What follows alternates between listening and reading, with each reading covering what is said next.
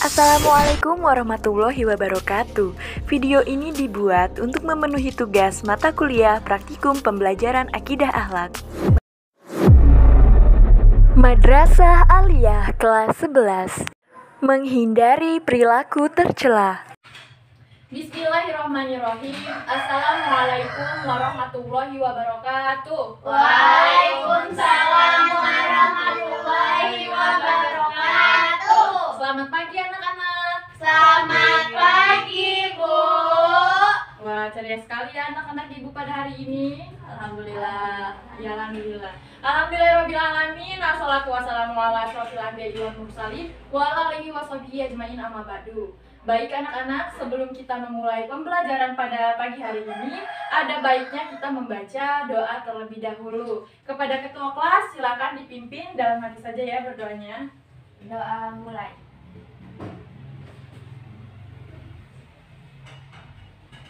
Doa selesai. Baik. Selanjutnya, Ibu akan mengecek presensi kalian.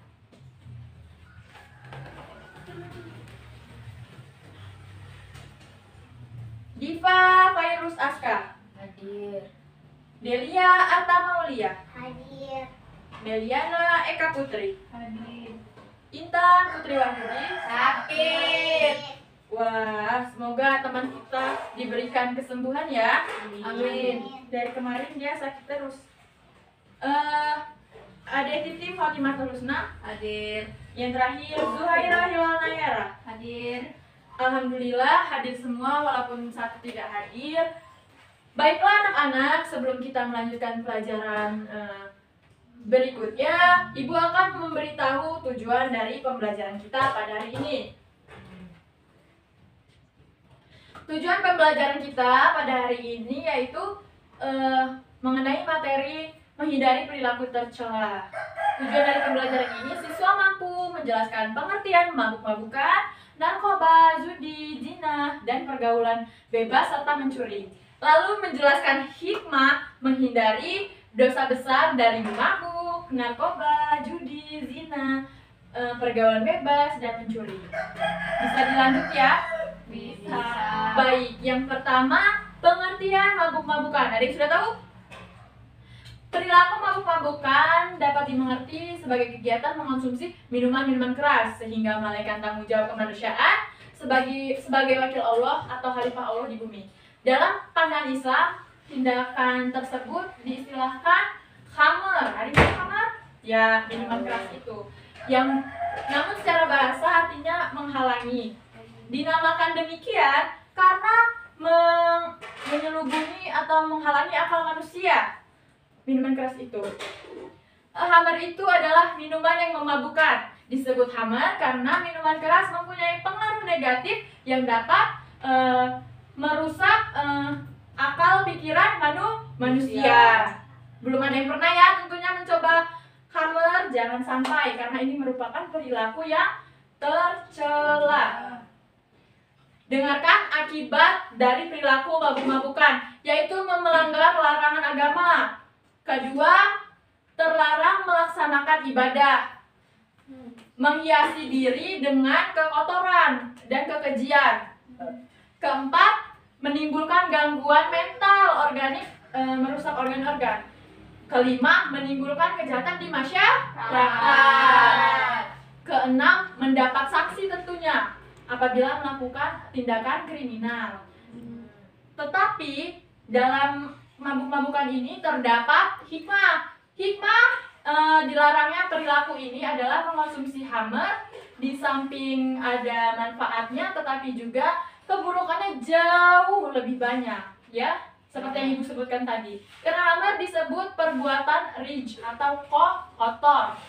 Dua, pengharaman pengonsumsi khamr karena akibat yang ditimbulkan atas mengonsumsi yaitu merusak daya nalar manusia, organ tubuh manusia, dan diri manusia. Di samping ada keburukan yang bersifat ekonomi, kesehatan juga sosial.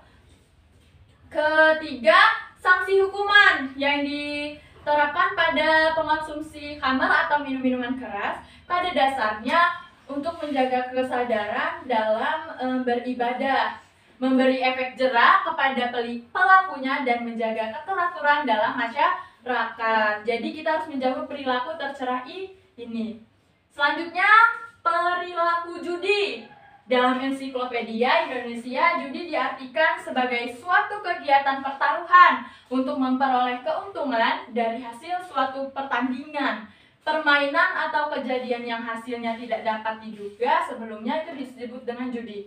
Pengertian judi juga dapat diartikan bahwa judi merupakan suatu kegiatan yang didasarkan atas hasrat manusia untuk saling bertanding. Akibat dari perilaku judi dapat menimbulkan suatu kegiatan yang disebut dengan rij atau kotor dan menjijikan. Kedua, judi perbuatan setan.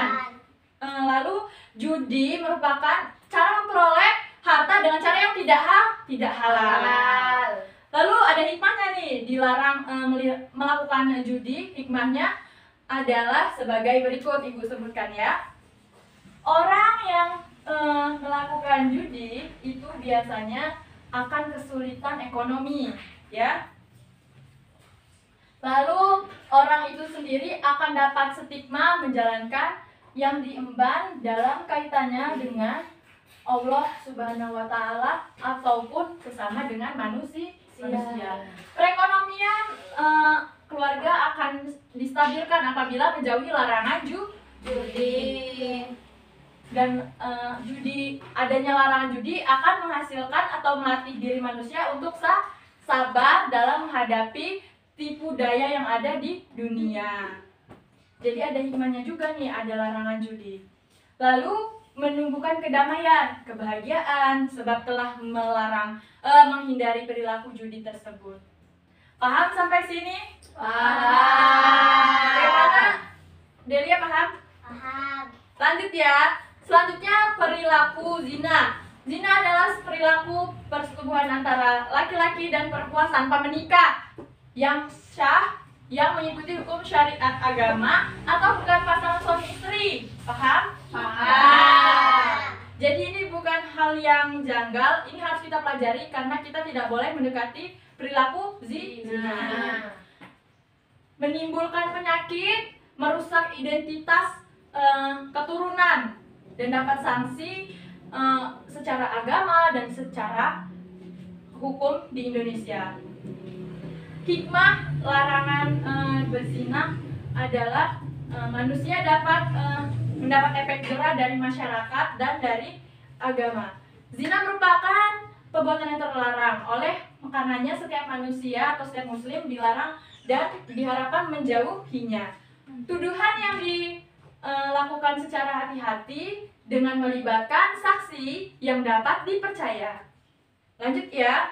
Selanjutnya, saksi berat yang diterapkan terhadap pelaku zina bertujuan A. Terbebasnya masyarakat dari kekacauan keturunan atau mazhab karena berakibat terhadap penerapan hukum Islam yang lain. 2. Membebaskan pelaku dari dosa yang telah dilakukan. 3. Menjaga ketertiban hukum dalam masyarakat.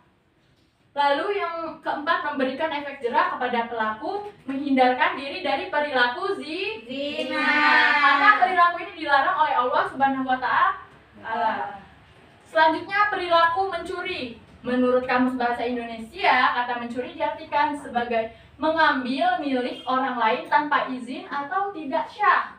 Biasanya dengan sembunyi-sembunyi. Mana ada maling yang terang-terangan, ya kan? Termasuk kategori mencuri adalah melakukan korupsi. Di Indonesia banyak korupsi. Dalam bahasa Latin itu corruptio atau dari kata kerja campere yang bermakna busuk, rusak, menggoyahkan, memutarbalikkan fakta dan menyogok, adalah tindakan pejabat publik. Jauhi korupsi. Jadi itu merupakan pencuri juga, pencuri yang berwujud sangat baik. Korupsi itu ya. Akibat dari bahaya pencuri adalah yang pertama, ketidaktenangan dalam hidup, akan semakin jauh dari petunjuk Allah, ditolak semua amal ibadahnya kalau kita telah melakukan mencuri. Bahaya terhadap masyarakat, menimbulkan tindakan kriminal, keresahan, dan kekhawatiran di kalangan masyarakat. Ketenangan dan kebahagiaan dalam hidup masyarakat juga terganggu. Jauhi tindakan mencuri. Ada hikmahnya dilarang mencuri. Yang pertama, seorang tidak mudah dengan begitu saja mengambil barang milik orang lain karena mereka menyadari bahwa itu akan berakibat buruk bagi dirinya. Yang kedua, hak yang orang benar-benar dilindungi oleh Islam. Ketiga, menghindari sifat atau perilaku yang malas yang cenderung memperbanyak pengangguran. Yang terakhir, pencuri menjadi jerah dan terdorong untuk mencari rezeki dengan cara yang halal. Selanjutnya, perilaku mengonsumsi narkoba. Ada yang sudah tahu? Belum. Narkoba merupakan singkatan narkotika, psikotropika, dan bahan aditif lainnya. Menurut Undang-Undang Nomor 22 Tahun 1997 tentang narkotika, pengertian narkotika adalah zat atau obat yang berasal dari tanaman atau bukan tanaman, baik sintetis maupun semi sintetis, yang dapat mengakibatkan penurunan kesadaran, hilang rasa, sampai kehilangan akal, dan dapat menimbulkan ketergantungan. Ya, jadi bahaya banget kalau kita mengonsumsi narkoba. Lalu selanjutnya, akibat negatif perilaku mengonsumsi narkoba. Ada yang sudah tahu selain yang Ibu disebutkan? Yang pertama, akan mengalami beberapa dampak, yaitu secara psikis seperti lamban bekerja, belajar, hilang kepercayaan diri, sulit berkonsentrasi, cenderung menyakiti diri. Nauzubillah summa nauzubillah. Antisosial, merepotkan, dan menjadi beban keluarga. Dampak fisik dapat mengganggu gangguan sistem syaraf, kejang-kejang, halusinasi, dan gangguan pada kulit seperti alergi bintik, paru-paru, ataupun organ lainnya dapat terganggu. Jadi bahaya banget kan narkoba? Ya. Selanjutnya ada hikmah larangan memakai narkoba. Pertama, masyarakat terhindar dari kejahatan yang dilakukan seseorang yang diakibatkan terpengaruh narkotika. Kedua, menjaga kesehatan jasmani dan rohani dari penyakit yang disebabkan pengaruh narkotika.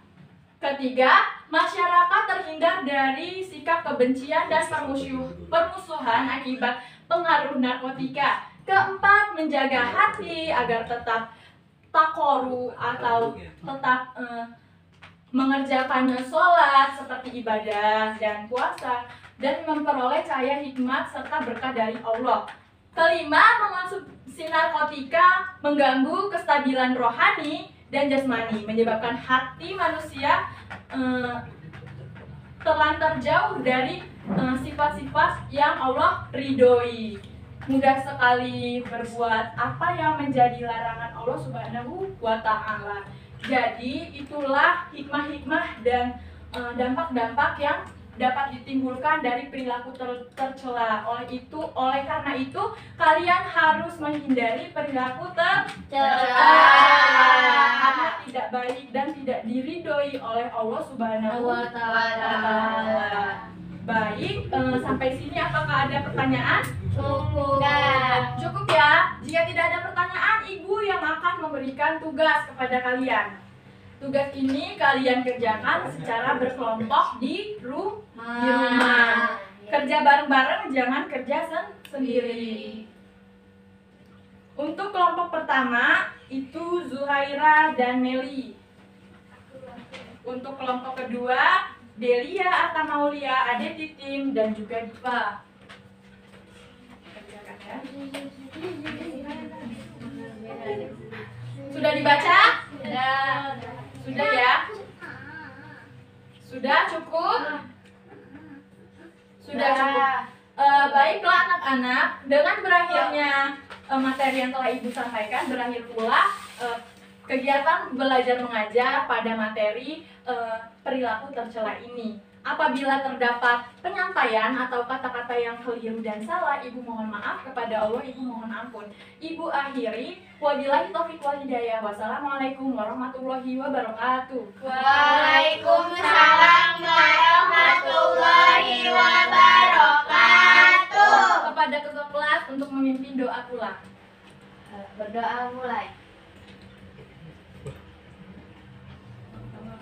Berdoa selesai. Terima kasih ya. Terima kasih telah menonton video ini. Semoga bermanfaat bagi kita semua. Wassalamualaikum warahmatullahi wabarakatuh.